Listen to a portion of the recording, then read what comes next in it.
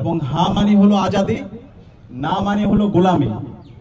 বাংলাদেশে গত 54 বছরে আমরা যে গোলামির মধ্যে দিয়ে গিয়েছি এবং গত 16 বছরে যে ফেসিবাদী কাঠামোর মধ্যে দিয়ে গিয়েছি, সেই ফেসিবাদী কাঠামো আমরা আর দেখতে চাই না।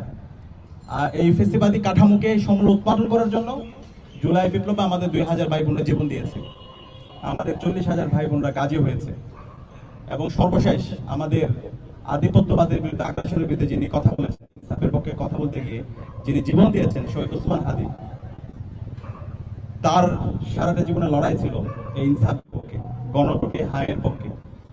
তো এই গণভোটে হা ক্যাম্পেইনকে আরো জোরালোভাবে সারা দেশে ছড়িয়ে দেওয়ার জন্য, সর্বস্তরের মানুষদেরকে এখানে সম্পৃক্ত করার জন্য আমরা আগামীকাল থেকে বিভাগীয় গণজমায়েত শুরু করছি।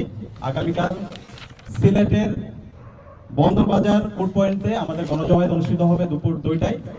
আমরা এই গণজমায়েতে সকল ফেসিবাদ বিরোধী রাজনৈতিক দলগুলোকে দাওয়াত দিয়েছি এবং ওখানকার যত সামাজিক এবং স্বেচ্ছাসেবী সংগঠন আছে তাদেরকে দাওয়াত দিয়েছি, ইমামদেরকে দাওয়াত দিয়েছি, মন্দিরের পুরোহিত যারা আছে তাদেরকে দাওয়াত দেওয়া হয়েছে, প্রেস ক্লাবের সভাপতিকে দাওয়াত দিয়েছি, শিল্পকলা একাডেমি, ক্রীড়া সংস্থা, শ্রমিক সমাজের যারা প্রতিনিধি আছে তাদেরকে দাওয়াত দেওয়া হয়েছে, শিক্ষক, ডাক্তার সহ বিভিন্ন পেশাজীবীর শ্রেণীর প্রতিনিধি যারা আছে তাদেরকে দাওয়াত দেওয়া হয়েছে।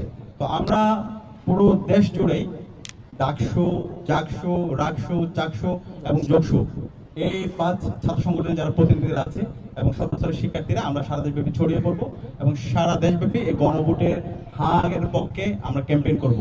এই হা মানে বাংলাদেশ, হা মানে ইনসাফ, হা মানে নতুন রাজনৈতিক সংস্কৃতি বিনির্মাণ করা, হা মানে আর কখনো যেন বাংলাদেশ ফেসিবাদ ফিরে না আসে তার জন্য সুন্দর একটি রাজনৈতিক সংস্কৃতি বিনির্মাণ করা, বাংলাদেশের যে স্বাধীন প্রতিষ্ঠানগুলো আছে সেটাকে শক্তিশালী করা।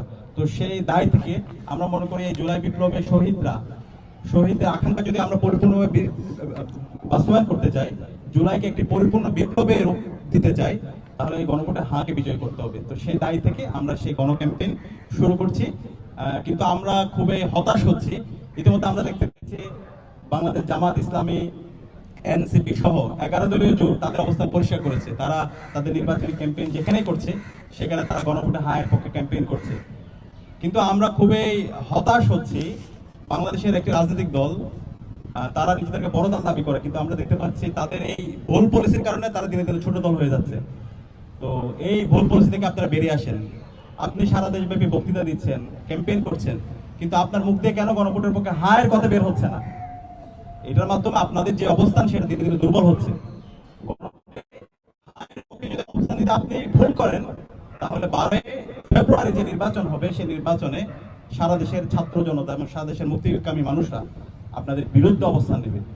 এখনই আপনাদের সময় আছে। আমরা যেই গণজমায়েত করছি হায়ের পক্ষে, আমরা বিএনপিকে দাওয়াত দিয়েছি, বাংলাদেশ জামাত ইসলামীকে দাওয়াত দিয়েছি, এনসিপিকে দাওয়াত দিয়েছি, সবাইকে দাওয়াত দিচ্ছি এবং সকল রাজনৈতিক দলগুলোকে দাওয়াত দিচ্ছি। আমরা আশা করবো তারা আসবে এবং এই গণজমায়েতগুলিতে তাদের অবস্থান পরিষ্কার করবে।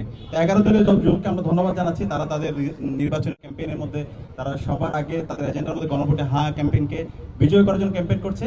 আমরা আশা করবো খুব দ্রুতই বিএনপি এবং তারেক রহমান তাদের অবস্থান পরিষ্কার করবে এবং ছাত্র জনতার পক্ষ থেকে আমরা সারা দেশের ছাত্র জনতাকে সাথে নিয়ে আমরা এই গণভোটে হাকে বিজয় করার জন্য আমাদের এই ক্যাম্পেইন জারি রাখবো।